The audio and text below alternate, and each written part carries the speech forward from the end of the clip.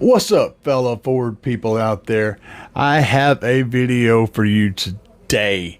I have been planning on doing a Ford F-150 video for the 10th gen for a while, and I had a commenter ask specifically for that video, so I was like, you know what? Let's go ahead and jump on that. So today we're going to be talking about the Ford F-150 10th gen from 1997 to 2004. And we're going to be talking about all three different models, which is the standard cab, the extended cab, and the double cab. I'm calling them by what they are, not by what Ford calls them, because that's confusing. So you got your standard cab where you just got one seat. You got your cab and a half where you got a seat and something that resembles a seat back there, and you've only got the two doors. And then you got the big double cab where you got four doors and you got a full back seat.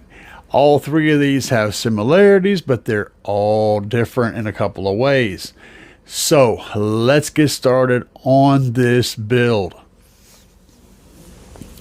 Now, in this particular build, I am keeping budget in mind because most people that are driving these trucks at this current time are not loaded with money, and I can totally relate to that situation.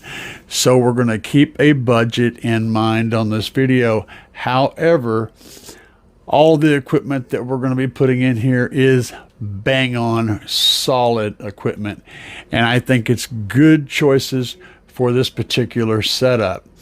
We're going to start out with our head unit, and I know you guys are going to be replacing that head unit because that 90s model Ford electronics up there is just not good. So we're going to be putting in a JVC KWM 180 BT. This thing's $169, and it has mirroring. That's a huge thing. It does not have CarPlay or Android Auto, but it has mirroring with a USB plug, and that also charges your phone. So you can plug your phone in, pop your phone screen up there for your dash, for your controls, charge your phone, and run everything from your phone. This also means you can watch videos. Don't do it while you're driving because that is dumb. However, you can bypass the safety by wiring the ground straight to your e-brake and avoid that brake wire. Just ground the wire and go for what you know. And I have the link here from Crutchfield. Crutchfield's going to include install instructions and also the install kit to be able to hook this thing up. Crutchfield's your go-to spot for vehicle specific things.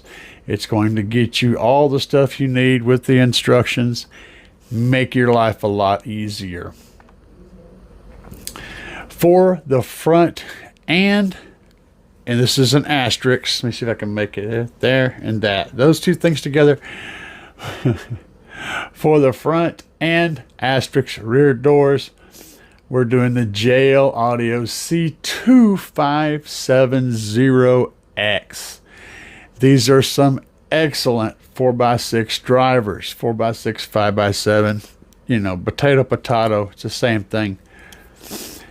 And I went with these because of the sound quality. We're going to need to be able to get some bass out of this front stage. I do not like converting to a 6.5 or a 5 1/4 in this truck. The doors on the Ford F-150 are made extremely well. They're very solid. I love the door cards and the way they come off. They're really, really rigid and solid. And we can utilize these doors and more of a bassy setup than normal. So, pulling the door panels off, get those guys out of the way, sound deaden these doors. All four doors, if you have four doors. If you do not have four doors, sound deaden those doors. I mean, as much of it as you possibly can. Go through and get all the rattly bits, put sound foam, the foam sound deadener on those or something. Just stop them from rattling. That's the idea. Any little loose things in there that are rattling, kill that noise. Get these doors nice and quiet because we're going to put a lot of sound in them. Okay, for the amplifier, we're going to be using the Recoil Audio RED 1800.5. This thing has balls of power and will do the job sorting out the amplification for the front and rear stages. If we're going to run rear stages. Now, the kicker is things get complicated in the subwoofer department. I already know. Okay, I already know this. So, if you have the double cab, there is an enclosure listed in this description that should, by description, fit that space. I don't know that it does, but it should.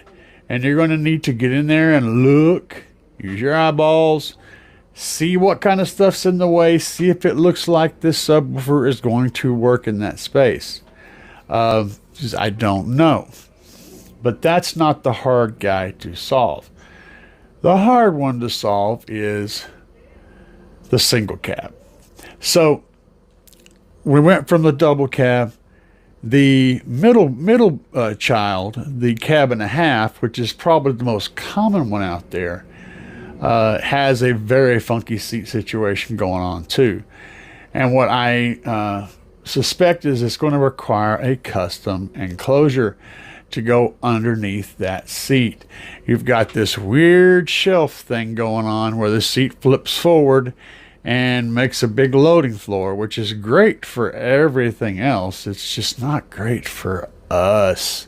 So my suggestion is a box that has 1 to 2 6.5-inch drivers and a side firing port tuned somewhere in the high 30s, because that's going to give you a more musical tune, like 37, 38. It's a shorter port. It'll be easier to fit all of that under the seat, and I think that will give you a good response curve for that situation. Now, if you have the single cab, you should have a good bit of space in behind that seat, between the seat and the cab. And that's going to be a wedge style box. There's a lot of them out there. I would suggest looking at the Kicker website for the wedge style boxes. Find one that fits those dimensions, because that's going to give you the most possible power you can get behind the seat of that truck. And one with passive radiators, like the one that's got like an 8 and a passive 8 in it, or a 10 and a passive 10, so you got a radiator and a speaker, is going to be a good choice for that setup.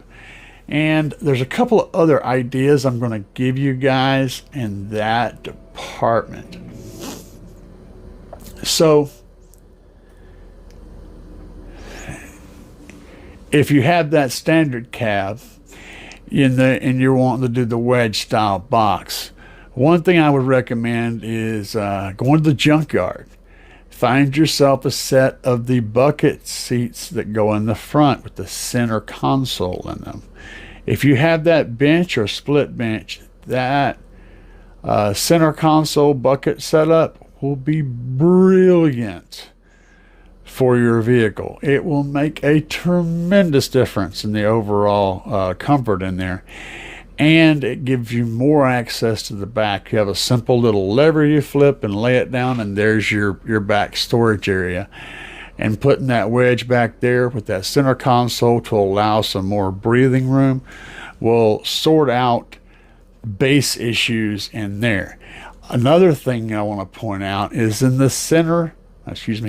standard cab truck, don't bother loading any drivers in those rear 5x7 locations.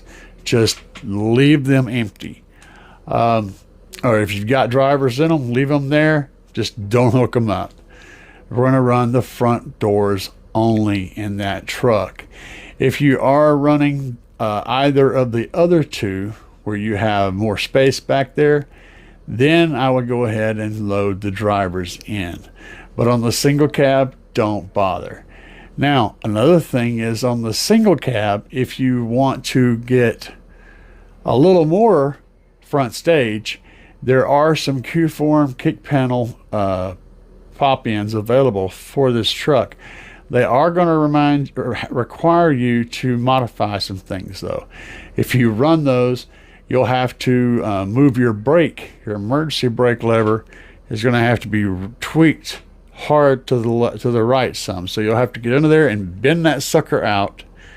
You'll bend it out up high, and then you'll bend it back so that it fits out away from the side, and the Q-form kick panel driver enclosures will fit right in there where that e-brake is. On the other side, it's obvious. They just go right in. Those will run a 6.5 and a tweeter. And it all depends on what you want. If you want to add that extra amount of cone area in the front and get more, it's not going to give you any more bass up front, but it will give you a lot more mids up front, and it's going to be directional, firing more toward you, so it might be a sound that you're looking for. However, I think that the JLs and the doors on the front stage will be plenty to get that sound where you want it. And another option, of course, is running a component set like the JBL stadiums and the front doors, and then mounting the tweeters up in the sail panels. So, and I've heard that setup, well, I've heard a very, very similar setup to that.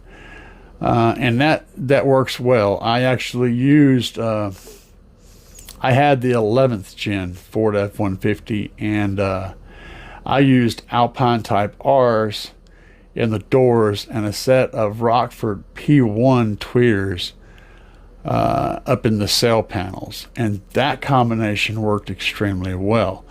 I did not have any speakers in the rear except for, what did I have? I had four 12s. Yeah, I had 4 12s. I deleted my rear seat. I had the cab and a half in the 11th gen truck, and I deleted the rear seat completely and put a forward firing box that went up to the bottom of the window, the back window, and had 4 12s in that thing. Had front ports, forward firing front ports, and I had a 2500 watt amplifier on that. The Orion, I had to think of it. I had the Orion XTR 2500.1 on that, and the 412s were the audio pipe triple X, were triple X's, and a custom box. Yeah, it was quite extreme, but we're not talking about that solution. We're talking about normal people stuff. And so, because I'm not normal people. Anyway, that setup worked well for me.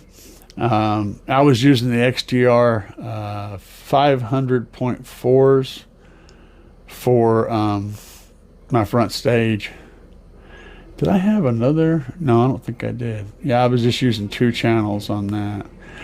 No, I take that back. I was using the 4 channels. I was using 2 channels to drive those tweeters. I was going crazy in that truck, and it was very loud. It sounded good. It didn't sound great, but it did sound good, and it was very loud. What I'm trying to instruct you guys on is how to get great sound, and also how to not spend crazy money. So this setup we're talking about, it's less than $1,000. I mean, I haven't done the math on it, but it's not that much. I think this will work out pretty good for you guys. If you like my videos, and if you found them helpful, and if you think my cat is awesome, because he is.